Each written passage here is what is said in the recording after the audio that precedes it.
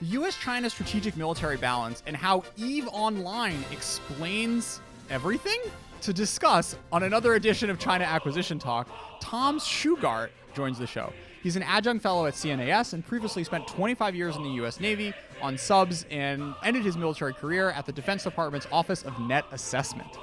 Recently, you testified in front of Congress talking about the U.S.-China military balance. He started off with this nice quote that said, "The PLA has been engaged in what could be accurately described as the largest and most rapid expansion of maritime and aerospace power in generations." I try not to think of myself as a China hawk or an alarmist. I just point at facts.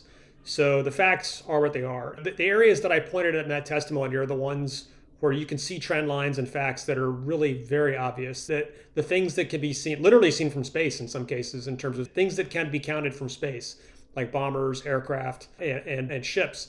So what we see, the kind of three most obvious manifestations that I talk about in the testimony are the expansion of China's long-range conventionally very precise ballistic missiles, the expansion of their bomber force, and the expansion of their Navy. And the facts are what they are. In terms of comparisons with previous expansions, and the reason why I say the biggest in generations is just in terms of sheer numbers and size, the expansion that we're seeing in the Chinese Navy is equivalent to what we saw for the U.S. Navy's expansion during the legendary 1980s Reagan buildup to the 600-ship Navy that people have talked about ever since then. The numbers are exactly the same in terms of the numbers of ships launched over the last 5-year period for which we have really good data, which the numbers that I came up with were 2015 to 2019. In terms of the missile force, I just used the numbers provided by the Department of Defense in the 2020 China Military Power Report, that just straight up the number of DF-26 IRBM launchers is 200 plus. And if you just look at what the normal practice is for China to have reloaded missiles available, that would imply a force of, if you just had one reload per missile launcher, a 400 plus missile intermediate range ballistic missile force. This is a dramatic expansion from what anybody expected over this time frame, I think, where in the past we typically were worried about dozens of anti-carrier missiles. We're talking hundreds now of much longer range missiles that are able to reach throughout the second island chain and across the Indo-Pacific, especially if you consider the possibility of them being launched from Western China. So I think if people characterize different people as China hawks or alarmists, I see myself no more a China hawk or alarmist than than I would be. Let's say we're sitting in a car together at a railroad crossing, and I see a semi truck bearing down on this in the rearview mirror that doesn't look like it's going to stop. If I point it out in the rearview mirror and say, "Hey, look at that," does that make me a tractor trailer alarmist? These are just the facts. They are what they are. If they're alarming, I didn't make them alarming. They just are what they are. Let's walk through some of the strategic implications of this expansion in military capability. So what does a long-range missile force and long-range bombers do to how China can reach out and touch America and its allies? We've known for quite some time, ever since basically the Chinese watched what happened in the Gulf War with Iraq. They watched what happened twice with Iraq, and they saw what our way of warfare looked like, where we were able to, with the Iraqis, build up these iron mountains of munitions, aircraft, and operate with relative impunity from sanctuary from the Iraqis. And I think they saw how that worked and realized they never wanted to let that happen to them. So that was, I think, the first stage of that prompted the development of, we call A2AD, anti-access area denial. That's not really a Chinese term. So that was the first phase. And so we saw with that the development of their 21C medium-range ballistic missile land attack version, and also the carrier, the traditional, what we know as the carrier killer, the DF-21D. And that's prompted responses on the part of DoD now, where we have the Navy's distributed maritime operations, the Marine Corps' expeditionary advanced base operations concepts, EABO, DMO. The Air Force is dispersed, has its own concepts of operations for dispersed aircraft operations. But to some degree, what I think we see with the large numbers of DF-26s, for example, is that China, those concepts that we've come up with were probably pretty predictable from their perspective, and they're upping the game even more with putting out even larger numbers of weapons. Shouldn't be too surprising that we have an action-reaction situation happening where they're seeing the predictable responses to the A2AD threat that they've been posing now for a couple of decades. And now I think they're moving on to the next phase of the game. We should be clear that the number of weapons that we're talking about, if it really is what it is, if the scale of expansion really is what it looks like, and if they're able to tie together the sensors and communications to make that all work like it's intended to, then that'll even make the concepts that we've come up with difficult to actually work in combat, because even those will be threatened with the number of weapons we're talking about. Maybe the acquisition talk side of the house has a full grip on all of those battle concepts. But Tom, why don't you do a brief overview of what the U.S. reaction has been thus far to this development? So the U.S. reaction to China's construct has largely been one of dispersion across all the services. It's how can we disperse our forces so they're not as vulnerable, so they're not concentrated in large bases, or concentrated in carrier groups. And none of this was done except in reaction, I think, for the most part, to that A2AD challenge, because that's not the most efficient way to operate. If the most efficient way to operate absent a threat like that is that from large bases, is from carrier groups that concentrate their firepower. So this is a reaction that is going to cause it's going to be more challenging to do the things we wanted to do. So it's not something that I think we wanted to have to do, but it is what our reaction has been for the most part. There are some aspects of hardening as well. At least there's certainly been plenty of talk of it. And in the Pacific Defense Initiative recently, more funds being looked for to continue down that road of additional hardening of bases as well. But I think most people understand that hardening aspect is only going to be so successful. We know that the PLA rocket force has penetrating warheads. We've seen them be tested, or it looks like that's what they've been testing at their impact ranges in Western China. So that's an effort to make it harder for the Chinese rocket force to do what it seems like they want to be able to do.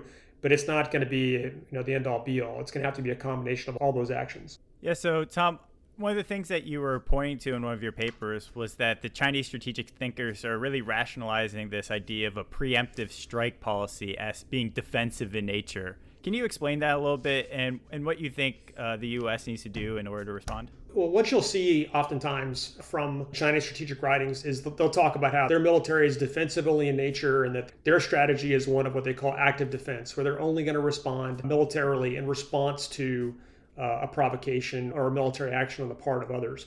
But what that really belies, though, in terms of what that term means to them, is that sometimes that provocation to them can strictly be on the strategic level or the political level. So, for example, let's say, at the most extreme end, let's say that Taiwan declared independence, so that the Taiwanese president came out and said they had declared independence. But China could, per their strategic writing, they would consider a kinetic attack on their part in response to that, using weapons, killing people, blowing stuff up, to be a defensive action in response to what they consider to be an offensive action in the political realm. And I think this has somewhat to do with the idea that the PLA and Chinese strategic thinkers don't think necessarily of struggle as in the black-white peace wartime construct that many Western thinkers use, but rather as a continuum of struggle. So they may take kinetic action in response to merely a strategic or political challenge that's only a matter of words being said out loud or statements being made.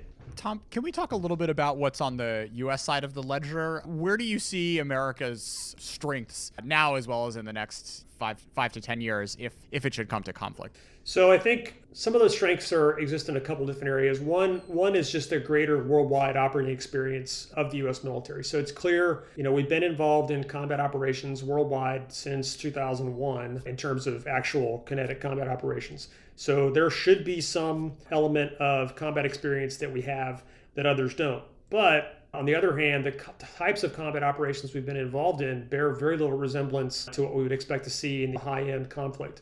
There's some historical parallels here, I think, with World War I, for example, and World War II for that matter, where when you see the German army engaging in combat operations, for example, the Blitzkrieg in World War II against Poland and in the West against France and Britain, one could look at the Germans and say the German army hasn't fought for 20 years, and the British army's been engaged in combat operations worldwide, so they should have an advantage. Missing the fact that in this specific example, the operations the British have been involved in the years both before World War I and World War II were largely imperial policing and brushfire wars around the world. That combat experience was essentially useless in high-end combat operations. So we've seen this movie before. So there's kind of a give and take there in terms of what the U.S. military's combat experience could provide benefit for and maybe not. So there's a potential advantage there. Another potential advantage is the fact that a number of observers have pointed at the platform-focused nature of the U.S. military as a liability, because when we place our combat power in expensive platforms such as destroyers, aircraft carriers, bombers, as opposed to swarms of weapons or a missile-focused military such as the Chinese military and the PLA rocket force, that One thing to consider is that if you do have a very system disruptive, information warfare intensive type of conflict, those multi-purpose platforms that the US military is used to operating may provide a source of advantage. Specific example, that PLA rocket force that I talked about, your DF-26 intermediate range ballistic missile unit, if it is cut off from communications, it is completely useless in combat. It has no ability to find its own targets. It has no ability to defend itself except the most limited local security force protection, for example. So a system like that, or for example, unmanned swarm aircraft, if they don't have very robust autonomous capabilities of the type that I don't think we've really seen yet, if those units are cut off from communication, they're going to be fairly helpless. In contrast, U.S. guided missile destroyer, for example, or a U.S. submarine has organic sensors on board. It has the ability, at least within its local area, to find, classify, and attack, and still conduct combat operations in multiple different domains. So that's an example of where the traditional multi-purpose capabilities that we have may come to the fore in the event of conflict where both sides are suffering from extensive degradation of command and control networks. I think we can see Chinese respect for that to some degree in the fact that for all the talk of them being next generation, swarming, unmanned, they sure are bending a lot of iron building ships. So to some degree, they're, as they say, what's the phrase? Imitations of sincerest formal flattery, where we're seeing a fair bit of that from the Chinese side. It's interesting, like, to what extent that is from a conception of, like, we're a first-rate power and first-rate powers have big navies, so we should have a big navy, as opposed to it being actually, as you frame it, a sort of appreciation of the command and control challenges that confronting a first-rate world power would almost certainly entail. Yeah, it's because it's something that it's hard to really put a pin on exactly what the balance is in those realms. So and that's why, what do I do in a lot of my discussion? I count ships, I count aircraft. Those are the things that we can keep track of a little easier. Is there a military balance in cyberspace? Of course. Is there a military balance in space? Of course. It's just a lot harder to be able to easily track the trends there in terms of where things are going. We know that they put incredible importance on those areas as well, and we'll certainly see challenges there too. I guess it's easy to count things, but then it's the intangibles that might make a big difference. And you mentioned two things. One is like American operational experience, and then two is like the large multi-mission platforms that we have been building over the past several decades. In one respect, I think I'll just go with what former DepSecDef Bob Work had been describing when he was talking about the JADC2 joint all-domain command and control kind of concept. And I think a lot of the trend is moving towards what you're talking about, more networked, more attritable types of systems that can bring quantity of force to bear and be composable in various different ways. And he said something interesting about the combat experience as well, which was the U.S. does have that distinct advantage, but the relevance of the personnel advantage might be going down pretty fast. As he pointed to Gary Kasparov, who said, look, you can have a poor chess player with a pretty okay algorithm, and that team will beat the very best algorithm or the very best player most of the times. So he looked at that and thought about China. They might have less highly skilled individuals operating the systems, but if they have better algorithms, they have a better networking, they have better of these intangible things that aren't just counting numbers of things, that they will eventually win. Maybe not now, but like in 5, 10, 15-year time frame. What's your thoughts on that? I think that there's a lot to be seen there for sure, and I'm sure that we are working on ways that we can use that kind of centaur construct of where you've got AI helping out there. I think that to some degree, it's going to be limited by what policy is going to allow. There's certainly concerns about lethal autonomous weapons, although what I find interesting is that oftentimes when people describe what a lethal autonomous weapon is, a lot of us who've been in the military for a while look at each other and say, we already have those. If you look at the Aegis system, if you look at the Captor underwater mine, these are lethal autonomous weapons are already out there. So the horse has left the barn to some extent. In a related vein there, as we've talked about A2AD and autonomous weapons, one of the things I talked about in the paper was an axiom that I came up with for three things we don't want to count on in the Western Pacific in that competition with China. One of them is systems that require continuous communication. Either we've got to be using manned platforms or we need to get over our policy issues with lethal autonomous weapons, because we know that communications and C2 networks are a major area of focus for the Chinese in disrupting them in warfare. I don't think we want to count on something that requires being able to talk to humans if you really want to rely on something like that to win the war. And I've got a couple more areas in that axiom that folks can look at in the testimony if they'd like. I would like to get your perspective here on a little argument between the Army and Air Force that's come up recently. So the Army has been working on these long-range fires missions, and so they have precision strike missile, they have their own long-range hypersonic weapon, and different actually types of long-range artillery that are coming out. But the Air Force kind of looks at that as duplicative of their own mission set, where they have the B-21 bomber in development, and they also have their own Arrow hypersonic missile, and they see what the Army's doing as duplicative, especially in this era of declining budgets. So that's creating a little bit of inter-service rivalry. I'd be interested to get your view on that spat and where America how they need to think about the long-range fires mission, but also compare that to what the Chinese have. They have their own service for the rocket forces. So they split that out and made it its own thing rather than dispersing that mission across all of their services. So any thoughts there? Of course. I think you can look at that argument for whether it's duplicative or not and whether we should be investing in Army long-range fires from both a theoretical and a practical perspective. From a theoretical perspective, I think it's just beneficial to provide an additional target set for the PLA to have to worry about, for one thing, and an additional vector of attack for them to worry about. From a practical perspective, if we know how hard it's going to be to break the kind of one-third system resource allocation construct that we've gotten used to for so many decades, and from a practical perspective, with my point of view that the challenge in the Pacific is the greatest, if we can rechannel some of those Army resources to contributing in a different way to the fight, then I'm all for it, assuming that reallocation is probably going to be resistant to change to a significant degree. I think the Air Force argument, quite frankly, and I don't think this is an Air Force organizational position by any means. My only recollection is of one person saying that in one forum, which then caused a lot of heat and light. Exactly. That's right. I don't think there's an Air Force position that to be opposed to Army long-range fires.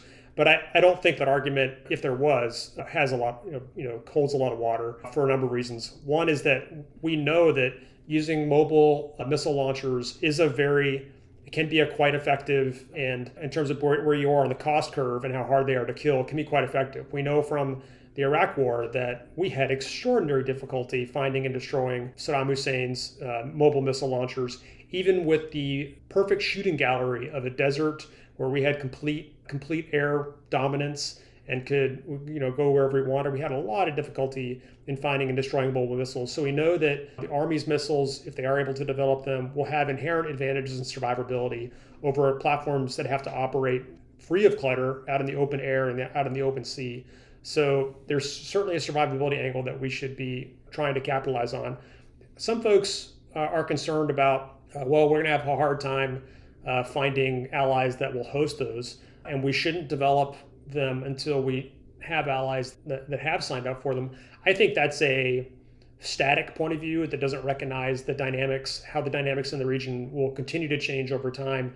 If the trend lines continue as they have, assuming they do, and the China threat becomes ever more grave and comprehensive, those political positions could change dramatically pretty quickly. And I would hate to see us not have a capability, which takes years to develop, because we chose to just be conservative about it and assume that the political environment is going to stay the same. I have a question for you, Eric. Do you have any, your relative confidence in the Air Force versus the Army to pull off developing this capability? Is everyone equally good at or not good at managing these sorts of projects? I agree with Tom. I think, and even General Hyten, who's an Air Force guy, is the vice chief, he said we need all the services to be able to accomplish this mission. So I don't see it as the Air Force or the Army is better suited in their acquisition role to take this on. I just think that there's a lot of uncertainty all around, and redundancy and competition in development is the surest way to get something functional that works. And we saw the Arrow missile launch failure last week. I don't think that's a setback. I think that's just a reality, but it also shows the wisdom of this kind of redundant overlap and the ability to innovate in those overlap seams. Because if you only have one service doing the one thing to rule them all, then you have an observation of one, and you can't make any inferences about what works or doesn't work, or whether it's too expensive or not expensive enough. On the question you had, and it's a great one, of should we have a separate rocket force? I'm not one to say that we should go do that right now. That would be having just established the Space Force, that would be an extraordinary lift to establish another service. But what I will say is that as an observer of the PLA rocket force, and as somebody who's discussed it with folks at all kinds of different levels, I've said in my original, when I first wrote about the rocket force in 2017, that I think there's a bit of a blind spot in the U.S. military to that development because we don't have anything like that. And what we do have is still in development. And I still think that's true to this day. I can tell you that I've had conversations with people, really well-known defense writers, flag and general officer level folks within DoD who had never heard of the PLA rocket force, even within the last couple of years. We're talking about an entire branch of the US's primary military competitor that these people had literally never heard of. It'd be like talking to a Chinese thinker and they never heard of the US Air Force. It's really extraordinary to some degree what blindness there is to that. As of yesterday, we're recording this on April 13th. The first 40 episode long TV drama about the PLA rocket force just hit the airwaves. You can find it on YouTube. It's called Hao Shou Jiu Wei. So Hao Shou, like a bugler, like stands in position, like bugler at the ready. So I'm not sure there's English subtitles out there yet, but definitely on my to watch list in the next few weeks. Me too, for sure. I saw that. I definitely saw that was happening, and I'm very excited to take a look at it. It wouldn't be the first time we've seen the rocket force shown on Chinese TV. There's been various animations and short pieces that have talked about the capabilities, but for them to make an entire series out of it tells you how important it is to the Chinese military, which again makes it shocking to me that senior executive level folks within DoD potentially, I have seen, have never even heard of it. That blind spot really does exist. And I think you see it also with the attack on our base in Iraq, on Al Asad Air Base, by the Iranian missile forces that we saw. That was so dramatic, and it really shocked a lot of people that capability exists. And then consider the fact that what the Iranians have and were able to do to us, that's patty cake compared to what the PLA rocket force could bring to bear. That's fascinating that it just hasn't sunk in because there's no analogy. I don't know. I feel like there's like a Michael Poyani thing in that, Eric. Well, I mean, the blind spot in our case was to a great extent was driven by legal treaties that we'd signed up for. We signed up for the INF treaty. So by following that for decades, had never built anything with that kind of range. And we also have never had any long-range ballistic missiles that were not nuclear. They've all been nuclear tipped. So we have a very different traditional idea of what ballistic missiles are for, particularly with that kind of range. Yeah, it's funny. Back in the 50s, they actually thought hypersonic cruise missiles would be the easier technical challenge in the DoD, and you even had Vannevar Bush saying, we'll never get to ballistic missiles. It turned out to be the exact opposite, kind of, in terms of difficulty. And so I guess that just shows when you should trust your experts or not is a hard question. Another thing you've been up to, Tom, after leaving the military is playing a lot of computer games, it seems. EVE Online, what is it and how is it relevant to understanding the way militaries work? So EVE Online is a massively multiplayer online role-playing game, or MMORPG. I'll just call it MMO from here on out when the term comes up. That is focused mainly on spacefaring, spaceships flying around, and for the most part blowing each other up, human players for the most part. So when I say massively multiplayer, there's millions of players that are signed up for it. I typically see about 30,000 online at any one time when I log on. That's typically what I see. So a lot of people play in this game. I didn't start because I wanted to learn things about it that could be useful for defense thinkers. I started because it just looked like a fun game. This was 6 or 7 years ago that I started playing. And initially, when you first play the game, it's just you versus the computer. And if you want to get into fighting with other players, you tend to die very quickly and learn to stay in the kiddie pool end of the environment. But after being online for a bit, I joined a corporation, which is players in the game will have self-organized over time into groups that are known as corporations, which is just players who band together to operate together and pool their resources, etc. And what I found was I was just really impressed by how effective they were at what they do in that game in terms of communicating, scouting, coordinating their actions, coming together as a fleet. And then again, this was years ago. And then I quit playing. I went off to command a submarine and go to sea, and I didn't really have time to do that anymore. Fast forward to COVID-19, and all of a sudden we're all stuck at home. I've got a bit more time on my hands. I was a geographic bachelor at the time we're dual military family before I retired, and I thought, let me go check this out again and see if there's useful things that I could learn now. And I joined a corporation that has, whereas before I flew with dozens of players the last time around, I joined a corporation with more than 10,000 members, and that fields much larger groups to see what they had to provide. And just a few more points of clarification for the folks who've maybe played World of Warcraft or what have you. The difference, the main difference between EVE and WoW is that EVE is one server, not these sort of like clutched off little like servers which only have 1,000 or 2 people, and the sort of degrees of freedom in which the players can operate is way broader than the likes of a World of Warcraft. As opposed to being more of an amusement park ride, this is really like a create your own adventure sandbox thing where the game itself is really an emergent thing where these corporations, which have thousands of people in them, battle and trade and take over and lose territory and what have you, making it a much sort of more representative facsimile of how organizations are run than you'd get in a sort of more tightly wound online experience you'd see in other games. So I've never played World of Warcraft, but that is the things you talked about are for the most part my impression that are some of the main differences. There is only one server, so everybody out there can interact with anybody else in different parts of the EVE universe. They'd have to travel there to do it, but it also never goes away. Everything there is permanent. You don't win EVE. It's not, and there is no reset button, and you don't respawn again when you lose a ship. You just lost the ship, period. So there's no getting it back. You basically, if whatever it is you lose, you have to go mine, recreate, buy, whatever, all over again. And in fact, the EVE's game developers say out loud in tweets and press announcements that the sense of loss is something that matters in their EVE universe, and they want it to be there. The game actually has grief counselors available for newer players that have trouble handling the rough handling they get at the hands of other players, and also, quite frankly, the environment at times. So it is a bit different. I think it's also a 24/7 environment. So what you'll see, for example, in a large corporation like the one that I'm in, is that you have basically cadres that operate in different time zones, and it's rolling operations 24/7 and you have certain fleet commanders that are associated with different time zones and different style of play that happens. And it also drives resourcing decisions by the organization in terms of when they want to make things happen so that they can either log on their pilots at an unusual time in order to overwhelm their adversaries, or just to wear out an adversary group by really pushing 24/7 operations. Can you just talk a little bit about like the role of information and the role of these self-organized groups, the corporations, and relate that back to the military? How is this almost like a substitute for what we traditionally think of as like a top-down hierarchy in military organization and operations? So first of all, with the information, you definitely see within the EVE universe the importance of information in warfare. It isn't just a matter, and it's far from just a matter of whoever shows up with the biggest ships wins. In fact, showing up with the biggest ships can be a disaster at times if you don't know what's happening around you. You see routinely within the game a lot of deception, baiting, espionage, the importance of OPSEC. One of the things that's true about my corporation is that it takes all comers. Anybody who wants to sign up is welcome. And so what that means is that they're always operating with the understanding that their systems, that their communications can be compromised at the most basic level.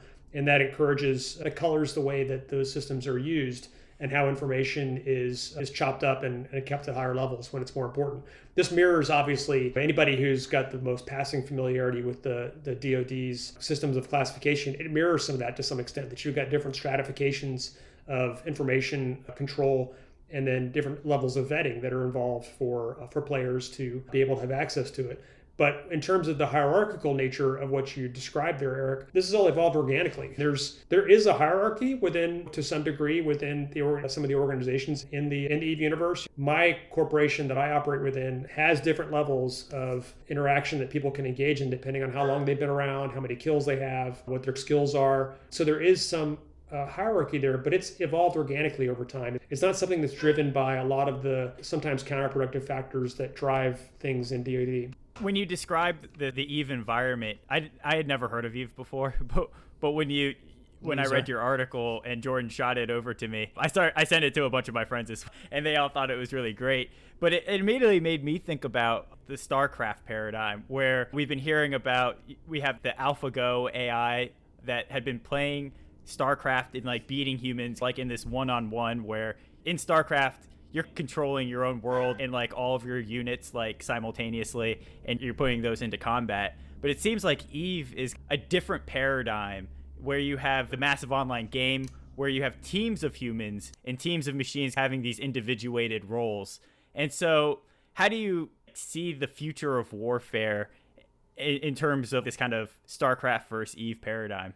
So I think certainly when you describe the 1v1, and I've seen that story about how the computer beat a player one-on-one within StarCraft, there's no model like that for one-on-one within the EVE universe. EVE is not like chess. Like, it is infinitely more complex. I'm sure chess players would disagree, but I would say the world is infinitely more complex than that, because it's not, you never have a one versus one. If you did have a 1v1 encounter, that'd be one sole little encounter between two players playing each other, an entirely different factor than what we see here.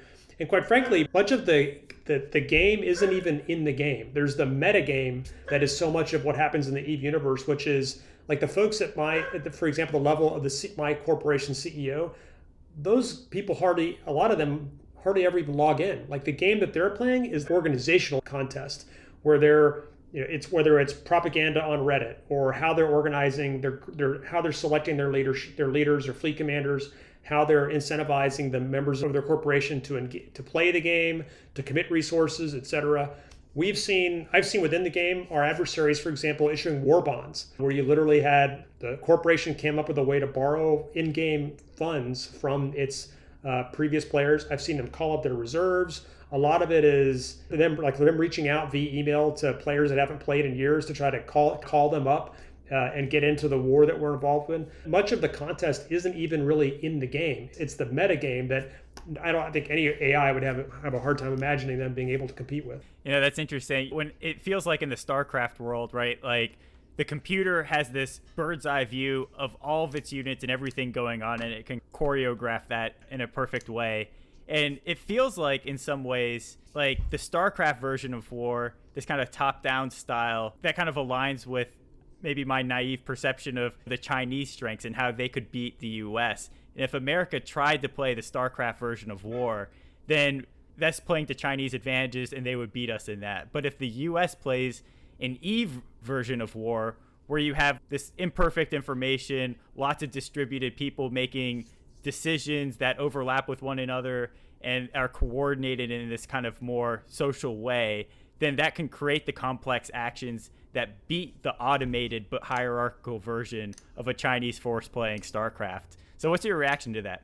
I think there could be a fair bit to that. And a lot of people have said, certainly, that historically the strength of the U.S. forces in combat has often been individual initiative. That's kind of a hallmark of many of the U.S. military service members. And I certainly see individual initiative as mattering a lot within that universe, if that's the construct we're going to see. You can see it within the game in how your small units handle things. There's been times, for example, where I was with a small standing fleet that was just doing defensive operations, and we saw an opportunity to take advantage of a situation, and we had a player who wasn't a designated fleet commander, but just said, hey, I'll take it, let's go do this. And you have a rapid response there to deal with the situation, as opposed to following the usual hierarchical way that you would call up forces and get people to log on and get a designated fleet commander involved. So certainly within the EVE universe, some of those strengths that play to traditional American or Western strengths, really more American strengths, do matter within that universe for sure. I certainly, when you look at the complexity of warfare, and we see some of this in the EVE universe, I just really have a hard time imagining AI that can work with that in the sense of the deception that happens, the espionage, all that's really been baked in over almost 17 years now, I think, of that it's been going, all these years of competition and conflict. Yeah, it seems like AI really it can optimize narrow things, but when you have a big, complex tapestry of events going on, how is it going to provide causation when it's just looking at all these correlations and has no idea what real things are in the real world? There is some AI within the game. So while it is technically illegal within the game, there are players that use bots to automate some things that their characters are doing within the game. And it is the same kind of stuff that people talk about, dull, dirty, dangerous. For example, asteroid mining, players will have bots operating multiple characters, where they've got robots essentially controlling their ships that are doing mining operations, for example, where they can have large numbers of ships that are being controlled at the same time. But what is a back and forth to the deployment of those sorts of things, both in the terms of the game developers, in which they try to stamp that out from happening, but also in terms of the competition within the game. So I can tell you, for example, that my corporation, and this is just a sign of how they're always experimenting and how how the crucible of competition always drives adaptation and evolution and how they fight, is that my understanding of one of the new ways that we're employing ships in my group is that we figured out that the adversary is having players controlling multiple ships at one time. And so our response was to use a much more dynamic ship that goes a lot faster and basically overwhelms their ability to have the bandwidth to control multiple ships at the same time. So I think you see that competition going on all the time within the game. Another one of the things that you pointed out, Tom, is the corporation, the way it schools up people and teaches them the sort of rules of the road, and how like the state of the art in EVE land is far ahead of what you've seen in the U.S. military. As I said, the first time I joined a corporation years ago, there wasn't anything like this. It was a much smaller group. When I joined the corporation I'm in now, that again has more than 10,000 members, the onboarding process was really quite striking. Most of it is not within the game. There's links within the game that you just click on the link and it sends you to a third-party website that my corporation, for example, maintains. And it has page after page of things you need to read and do to be ready just to operate at the most basic level within the corporation. So here's how we communicate. Here's the shorthand we use in text chat to provide intelligence information. Here's how we deal with neutrals, so alliance management, rules of engagement, how to communicate, how not to communicate, things you can do that'll get you kicked out, all those basics. You'll also see in terms of the buttonology, instead of what I've oftentimes seen in the defense world of electronic tech manuals that are difficult to understand and make operating equipment challenging, they literally have video animations that show where you arrow up and click on this thing here, so that they've already worked through helping you to get past a lot of the challenges that folks will tend to deal with from a technical basis in making the systems work. But the real thing that I find really effective was the personal interaction that you get. And again, it's all virtual, but it works in the sense that there's, for example, always an instructor available for new pilots to reach out to. There's a text chat channel called a newbie initiative, newbie being short for newbie, new player. So the new player initiative within the group where there are duty instructors available at all times for you to go reach out to. And if you're having trouble figuring out how to do something, they'll help you out with that. When you join a fleet, and a larger fleet that's going into a significant battle, there's a voice sub chat channel that you can join where you're there with an instructor and other new pilots. And so that the instructor can help translate for you the voice commands that the fleet commander is giving to help you understand what it is that they're talking about and to be able to operate effectively. So whether it's in voice chat, text chat, YouTube videos that show you how to do things, there's just a hybrid, multi-level, and multi-aspect way of onboarding and training that helps people to be effective quickly within the game. Tom, how much easier would your life have been if the 21-year-olds on your sub had access to a similar level of training and feedback? I think it would work really well in some cases. In other cases, not. It wouldn't make quite as much difference. It depends a lot on the roles that we're talking about. Quite frankly, I think that much of what we see within the EVE universe in terms of what it teaches people is more at the warfighting level than it is at the technician level. So much of what the U.S. military does in terms of the folks on our ships, for example, is they're technicians, right? They're there to fix equipment, maintain it, operate it. And that's a little different than what I think is of the greater value in the EVE universe, which is the fighting end of it, the tactics and the ability to make decisions and employ forces to achieve objectives.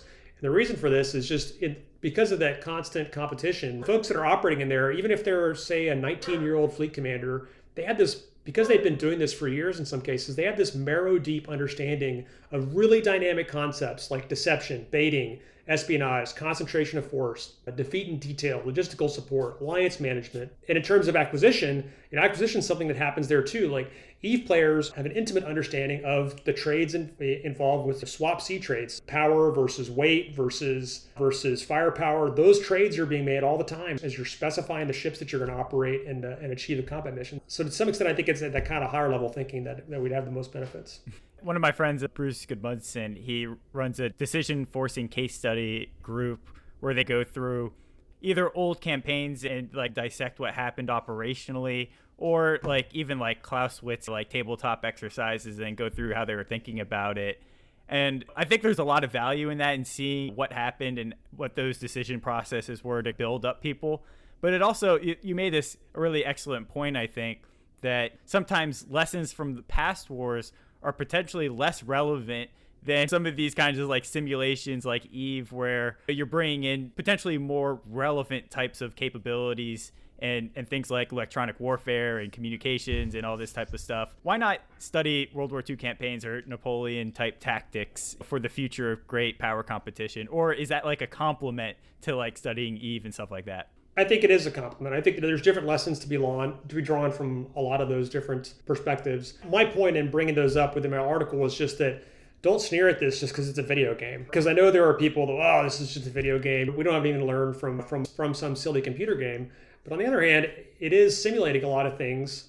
And I shouldn't say simulating. It is notional employment of some of those factors that do exist in modern warfare. Again, electronic warfare, railguns, missiles, a lot closer than if you're going to simulate the Battle of Waterloo to what we are likely to see in the real world. I can tell you that within the game itself, I have seen players in the game, whether they knew it or not, they were doing commerce raiding, convoy operations, choke point defense, choke point seizure, attritional warfare, industrial warfare, island hopping, siege warfare.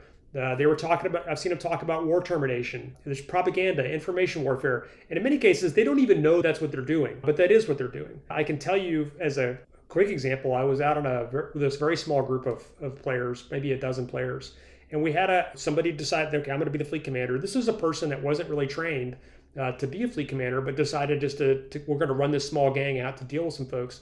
And here you've got this person, he stopped and we had a quick discussion. And here you've got somebody who, as far as I know, has no military training, but is talking about doing risk assessment. Okay, here's what they have available. Here's what we have. We don't have a strategic objective. And if we engage, it'll just be an attritional fight. And that's not to benefit for us. So let's be conservative here. And we're going to take this route instead. So you've got fairly sophisticated risk assessment going on by somebody who has no military training. And it's all begin because they've got that marrow deep understanding of competition from what they're dealing with in the game 24/7. Yeah, those emergent properties of these complex situations, there's a lot of information in there, and it's hard to fake that, except for getting a whole bunch of people to engage in this and see what kind of emergent features come out of it. Yeah, I'm just thinking of like how much more you learn from experiencing all of this than you would from like an extra round of Call of Duty, which way more Americans, way more people all around the world. And I'm guilty of this too. Just like, it's fun to just have like very dumb interactions with PC games and shoot things and watch them blow up and wash your hands of it after a 10-minute round versus seeing the sort of like richness of a really complex system, which is on display in Eve. Tom, whenever you start your lessons from Eve DoD consulting firm, sign me up. I'm right there with you. But in all seriousness, I totally agree with Eric in that not looking at this, but there's enough money in DoD, you figure there'd be at least $1 million contract out there for someone to explore like the campaign histories of EVE Online and the lessons that can be plumbed for them. I agree. And to be clear, I don't necessarily think I'm the guy to go do it. I'm not a PhD. I'm not an academic. I'm not really looking to go be the guy to do a detailed anthropological study of how the corporations work. But for me, it's a more matter of game recognizes game. That as a generalist, I see what's happening there and I recognize that there's got to be things we can learn there. To give like a granular example of how efficient they are at what they do. Let's say another player that's in my corporation gets attacked somewhere several systems away, comes under attack from an enemy.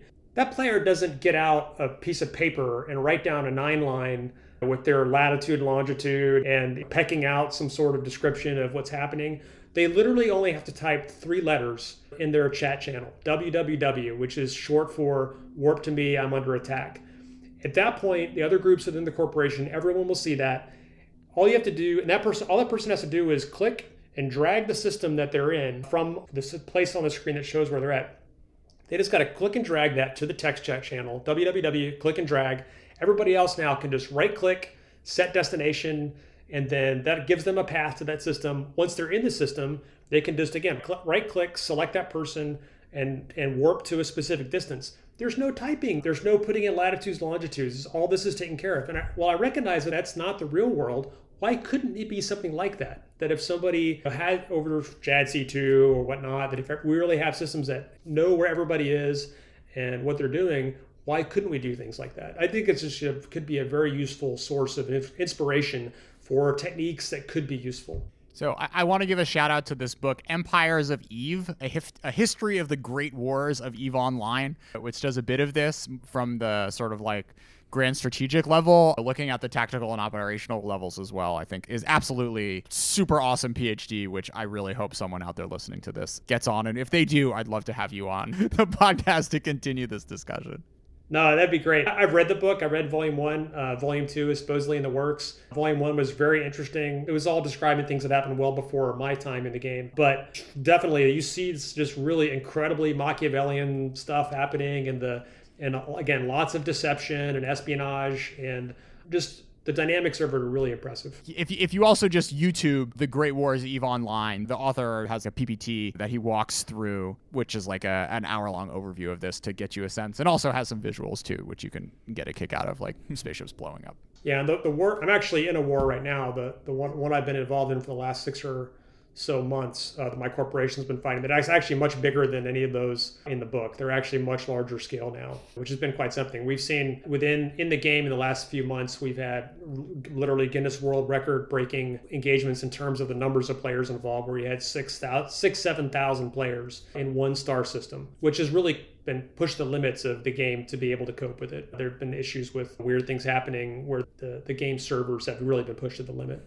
Well, the Air Force is looking at, they have these prime efforts. I spoke with Colonel Diller on that. And one of them that they're looking for is digital game prime to support not just digital engineering, but designing military campaigns. So maybe that effort will have something to learn from EVE. Yeah, I've certainly, folks have asked me, do you see EVE as somewhere to go to war game, basically, to try things? And I think that you might be able to try to do that, but I think for the most part, it's a place to go do anthropological study of what they're doing, because people should have no illusions. You're not going to go into the EVE universe and figure out how to do things better than they already are, because they've been at it for years now. And I cannot imagine if you took a dozen of your best whatever within DoD and said, okay, go into the EVE universe, I guarantee you they would just get annihilated. Those folks are going to go into the game and get destroyed by people who are self-selected for different characteristics than what the military looks for, and that they're really good at what they do there. The collection of folks who got over in the barracks at any military base that are selected for the willingness to hazard themselves physically, their physical characteristics, the fact that they don't have asthma, they're not colorblind, none of those things matter when it comes to being able to excel in that virtual universe. And quite frankly, that virtual universe may be a lot more like what the future of warfare looks like when you got remote systems being controlled in large numbers by people in distributed locations. I guess one of their thoughts is, if you have a digital engineering environment where you have all these digital twins, and then you can aggregate those into an environment, something like EVE, you're not going to replicate EVE, but then put people into that situation, and then what emerges as like winning strategies might be something to learn from. I absolutely think that you should have sandboxes of your own where you can go learn things that matter for making decisions about the future of what your organization looks like and how it fights. Absolutely. We should have our own sandboxes. But what I would never do is confuse the EVE sandbox as somewhere that you can go figure out how to do things better than they do. So, one of my friends, when he saw the EVE thing, he was actually like, Ender's Game is similar. That's a similar paradigm. How would you push back? I actually don't think of them as very similar. It looked like there's more top-down command and control in terms of Ender's Game. So I'd be interested to get your view on how do you see Ender's Game as being different from EVE? It's a great question, and it's not the first time I've seen that comparison and been asked that. So it's different on a number of levels. For one thing, Ender's Game was it was the in-game experience, not encapsulating the metagame experience that you see within the EVE universe, where there's so much of what matters in terms of whether organizations win or lose is beyond just the button clicking within the game. It's the morale, it's the organization, it's the larger coordination, much of which happens outside of the in-game universe itself. So there's that aspect to it. But even in terms of the specifics of how the command and control is executed, for example, in Ender's Game, from what I recall, it was a group of people going to one place to operate from one location and remotely controlled forces somewhere else. And what I think is very interesting about the EVE universe is that's not what the EVE command and control looks like, where command and control is completely atomized. It is individuals in their houses on just vanilla, plain Jane, PCs, Macs, whatever, with no extra fancy stuff involved, and completely distributed wherever they happen to live, all around the world. And I think that matters a great deal, because we know that in the precision strike era, for example, that efforts will be focused, in the case in particular of the Chinese PLA rocket force, we know from what's been released into open source of what their targeting categories are and what their targeting priorities are, that if you did create something like Ender's Game, where you had a special building where you got together a bunch of people together in one place to control things remotely, that would be target number one. And with one successful strike, whether it was kinetic or non-kinetic, could be neutralized. As opposed to the EVE construct, where you've got thousands of people operating all over the world, you can't target that in anything like that. So I think it's, in that way, it's significantly different than what you in Ender's Game. And here's to maybe blockchain being part of that distributed operations and securing. Oh, for sure, there's going to be ways that people would go after it. Absolutely.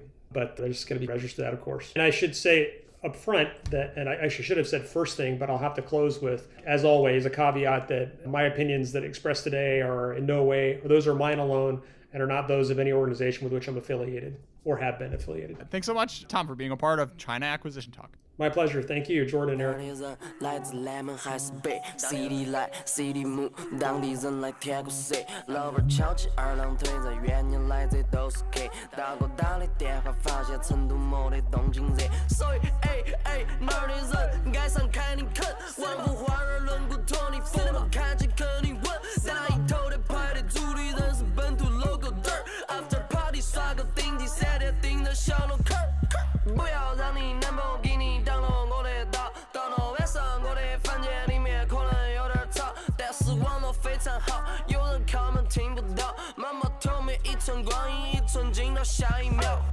当地人都穿的寸头站在床上翻过跟头背起背包来个春游姑娘想得到我温柔Everybody know me 包括买点红高小妹把你戳到类似卖过失去这类老头晚上这个酒店门后头就全是骚味包包里头有点鼓漏口未免就是金光闪闪脖子里我快爱上我自己邻家小妹声音甜好像杜蕾波子戏地铁直达通知铃八楼也不上楼梯杂货铺的老板娘说不给钱没问题一边往东跑一边往西跑带头呀对我兄弟伙不用讲礼貌带头呀篮筐下起头看我的喜好带头呀乞丐些要钱不给刷一会儿我就会钱当地人都穿的寸头站在床上翻过跟头